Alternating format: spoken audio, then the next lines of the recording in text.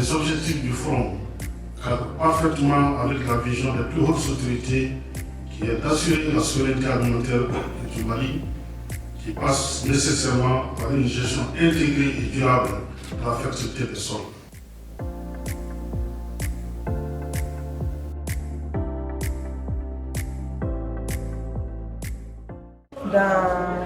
Il y a eu des leçons apprises d'une manière générale pendant le panel. Donc, les leçons apprises, c'est qu'il y ait un lien entre les recherches, les acteurs et puis les partenaires financiers. Donc, on a demandé à ce qu'il y ait un lien de collaboration, d'où la création qui a été recommandée des plateformes pour la gestion de la fertilité des sols.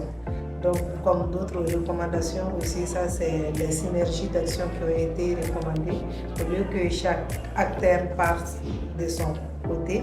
Donc, on a demandé à ceux que nous collaborons nos efforts pour qu'on puisse aller pour un objectif bien commun qui est la fertilité et la santé des sols au niveau du Mali.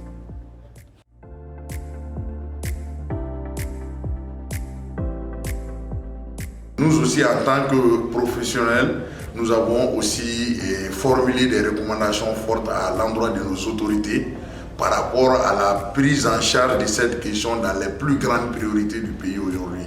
Parce que qui parle de souveraineté alimentaire, qui parle de sécurité alimentaire, parle de facteurs de production.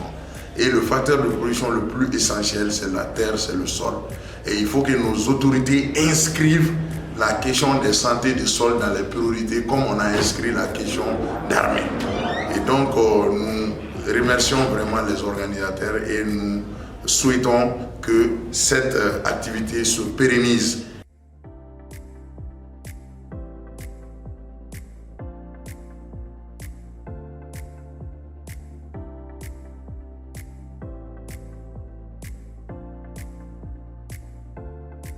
On a maintenant un département santé des sols qui gère un peu plus d'une dizaine de projets d'ailleurs. Donc ça vous dit que c'est une question qui est essentielle pour nous, c'est une question d'actualité, pour ne même pas dire que c'est une question de tous les jours, la santé des sols.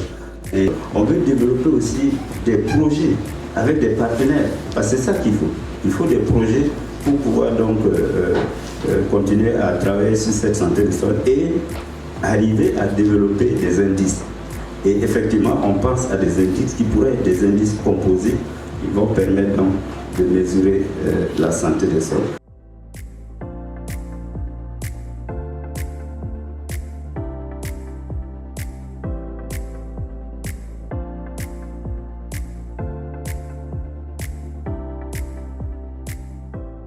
De cette importante cérémonie qui célèbre les 50 ans d'existence du FENASOL dans le travail admirable que cette structure relevant de mon ministère a abattu en matière de pédologie appliquée, d'évaluation des terres, d'analyse des sols, des eaux, des végétaux à des fins agricoles.